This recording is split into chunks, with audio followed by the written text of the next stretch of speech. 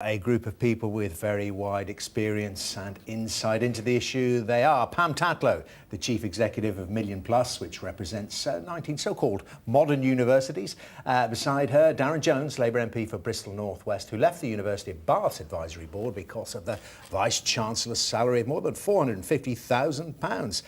Also got here with me Ryan Shorthouse, the founder and chief executive of the conservative think tank Bright Blue, who was advisor to the former university secretary David Willits. We saw him there in tomorrow's report. And Hatir Pasha, the general secretary of the Students' Union at the LSE, the London School of Economics. Very good to see you all. We've got an awful lot to get through, so let's discuss. Can it be done in a better way? Mahathir, even under the current system, we know tens of thousands of people are still signing up at this price. Yes, I think that's a major issue. What we have here is a system where students are having to pay incredible amounts of money, walking out with substantially high debts. But the problem is the demand for higher education will continue to go up because now we're in a climate where you can't basically get a good job without a degree. What's changed over the past few decades is that jobs that were once available, for example, Indeed. Policing or nursing, were very much available without a degree. All they're doing now is taking in people with a degree. But you know, that point, there may be a point when people think it's not worth paying the £9,250 a year. But at this moment, they still do. They still do, and I think that's because they have to. What I will advocate for, and I think the system fundamentally needs to change, is free education. I think education needs to be seen as a public good, and it needs to be seen whichever way it's paid for, right. it's not free.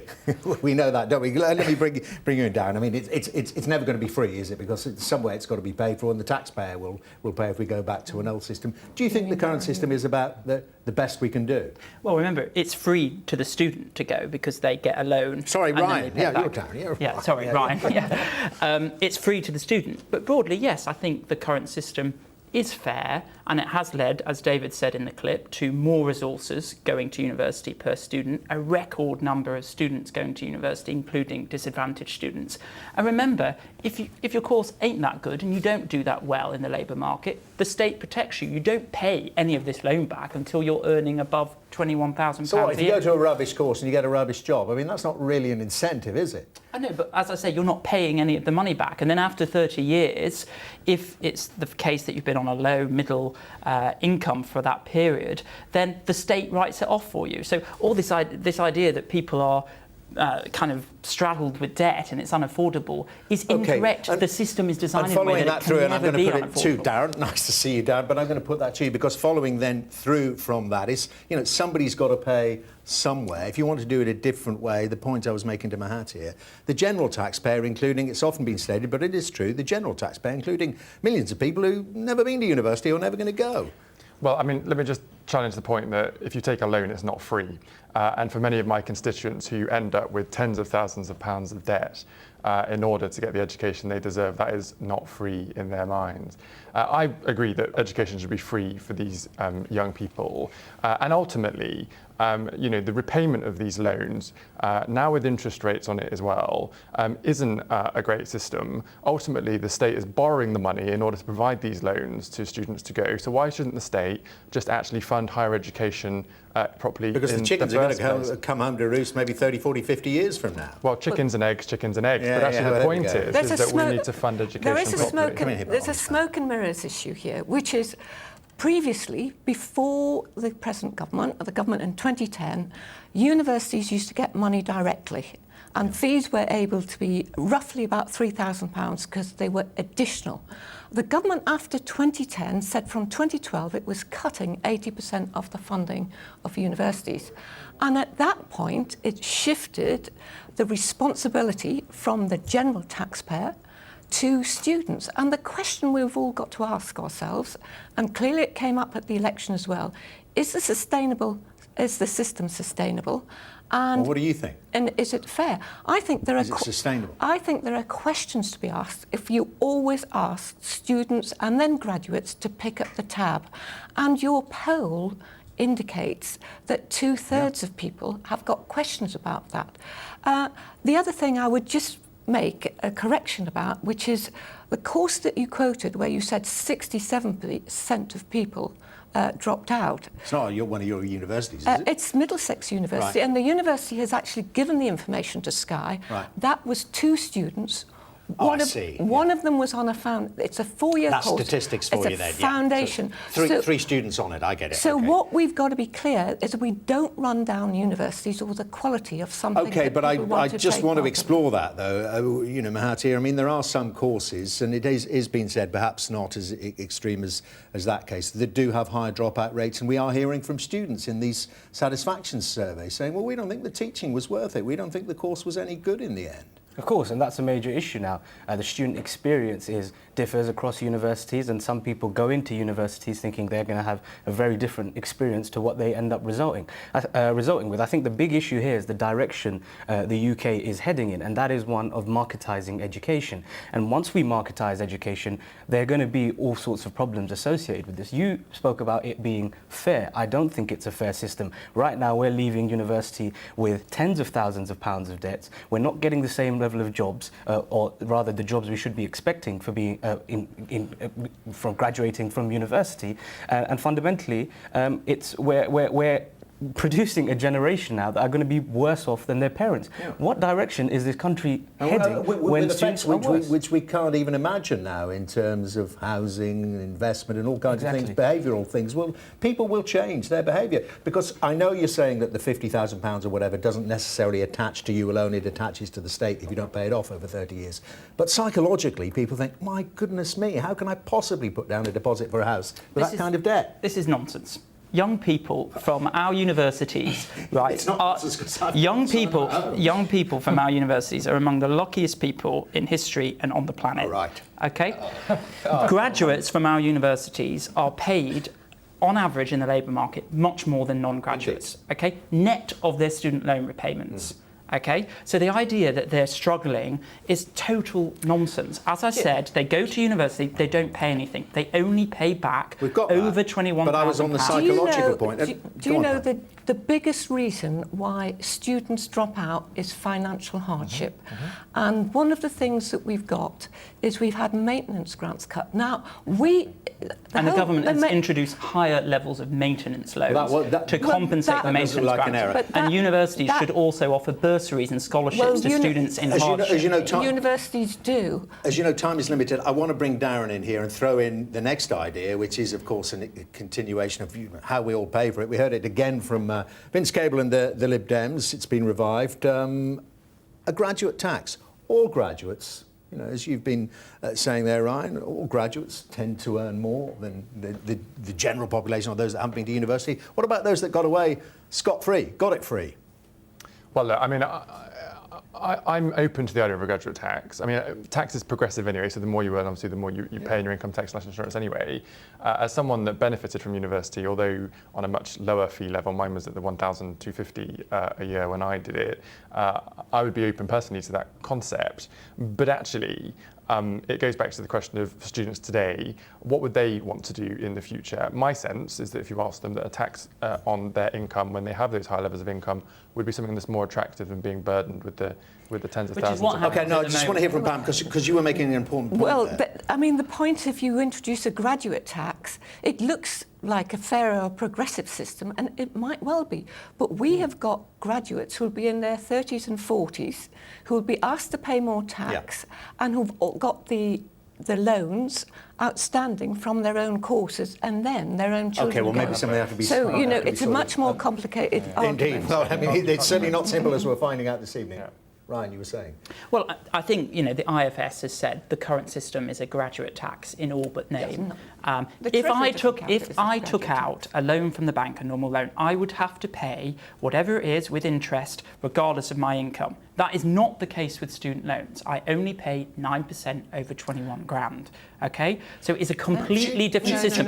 Graduates cannot struggle with that debt. It is proportionate to their income. I mean, it has been looked at subsequently, and this is a long time ago, but some of us remember it. But we remember the poll tax, which ultimately was one of the main reasons that sunk Margaret Thatcher. But you look at it, and it seems fairer. It certainly seems fairer than council tax and many of the anomalies that are in the system. But people felt it was singling them out. And this is what you're failing to understand here with this, is this lump of money attached to you. We understand that you might not pay it back, but the perception is that it's unfair. But the reality is that it isn't, okay? And, you know, I'm saying it's broadly fair, but there are changes that can be made. For example, the government throws the income threshold in which you repay your loans at 21 grand. It was meant to go up with average earnings. They could change that. That would be, in effect, a tax cut for people in their 20s. Let's put it to a man, no doubt, with plenty of student debt. Yes, exactly. And building. I mean, would that satisfy you? I think this idea of talking about there not being any money, I think that was just blown completely out of the water when, in the recent election, we found out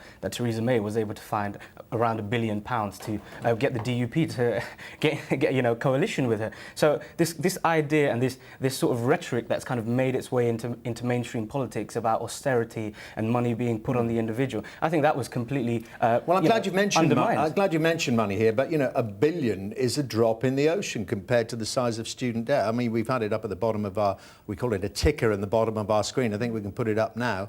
Here we go, 100 billion and counting of total student debt in the UK. I mean, Darren and your leaders threatened to wipe all that out. Well, that's UK government debt. That's the point to remember, because students that are at university now aren't paying for this. This is on the books. He said he'd get rid of all student debt. Of the Treasury. Look, all of this detail is, to be frank, hyperbole. I have constituents in Bristol who are from lower income families who are brought up in situations of economic stress because of debt, door collectors, Wonga loans, all of that type of stuff, who have the intellectual opportunity to go to university and do well in life. They see the figures attached to this and they don't go to university. So you actually think it is acting as a champion? This is a lie. I know. They do go to university. Put the record straight then. I'm sorry that you're lying about that, because there are a record number of disadvantaged students going. The evidence says that fees do not put off students who get the grades at 18. It is a lie. Come and talk to my constituents. How dare you say that in a conversation with my constituents as a member of parliament, that is a lie? You should be saying, as a member of parliament, you should be saying as a member of parliament that you should go to university. Don't say that my constituents are lying go to university about the fact that they're not going to university because of it. That you should say to them, it's a transformational opportunity. Saying a lie. Their life chances. What nobody's mentioned is that a third of students enter university when they're over 21. Everybody thinks people go when they're 18. They don't. Who has been most put off since 2012, the new system? Part-time students and students who go to university as older. And they're often from less advantaged backgrounds. That's a very good point. It's not the case that this is a perfect market. The really important thing here is we need well-funded, well-resourced universities. And we've got to think as a nation, well, as a country, because there are different systems in Scotland, and a much more generous student support system that's going to be introduced in Wales in terms of grants. So we've got to think of the country. How best do we invest in universities? Especially given what the country's going through and the reskilling we need to do. This is one of our biggest export industries. We're a wonderful success, and at the moment the dialogue is in We're going to come back to you, Pam, down. because we've got to touch on this other issue. I want to hear it from Matt here. What about the amount that some of these vice-chancellors are paid, and the size of the pension fund for lecturers and others? 17 billion hole in it, we hear. Do you think that's taking money away from the students? Look, I think pay inequality, it's always a problem, but I think we shouldn't take our eyes off the real prize here, and that is the way we're heading in terms of higher education. We are marketizing it, and this problem of pay is actually only a symptom of a wider problem, and that is the fact that we're heading towards a process of marketization. So I think this idea of focusing on the pain is on the pay of directors is actually a distraction. I'm interested you say that. So what? Someone being paid, a vice-chancellor being paid nearly £500,000 doesn't bother you? No, of course it bothers me, but that's not the point here. The point is that I think this argument has conveniently propped up when the government is making huge changes to higher education, and I think they're actually trying to divert. I think it's a bit of a smokescreen. Nevertheless, it caused you to resign from the board of Bath, was it? Yeah, Bath Court, which I'm on ex officio as a Bristol MP. I mean, look, I don't think it's for MPs to decide on the pay of vice-chancellors, to be clear on that point, but, It doesn't look good, though, does it? Well, it doesn't look good, but also I'm the voice of my constituents in Parliament, right? And they say to me, why am I taking on all this debt and paying this interest for vice-chancellors to have enormous pay when that's just not acceptable. That's not what they're paying for. And actually, it's not about lecturers and academic staff. It's generally about vice-chancellors. And you need to look at the base pay plus the benefits and the perks and the expenses and the other roles that they do in other organisations as well. Yeah. And ultimately, I just think there's a better value for money argument. You make a very good point there, though, don't you? I mean, because I bet, Pam, half the lecturers and tutors are, let's say, not too pleased about it as well. They're not exactly the best paid people. Well, vice-chancellors' pay is set by remuneration committees, and they... not our responsibility, Gulf. No, hear me out. And we've got lots of private sector representatives on it who actually look at what Vice-Chancellors have had to manage in terms of the changes in the system and say, actually, this looks more like a private enterprise. I'm not here to defend any particular level of pay. There are 3 Vice-Chancellors who are paid over £400,000 a year. The average pay in the sector is £260,000. Now, I've got to say that for some people, that will look like an enormous amount of money. We're nearly out of time. We shouldn't. I think you've had your table. chunk.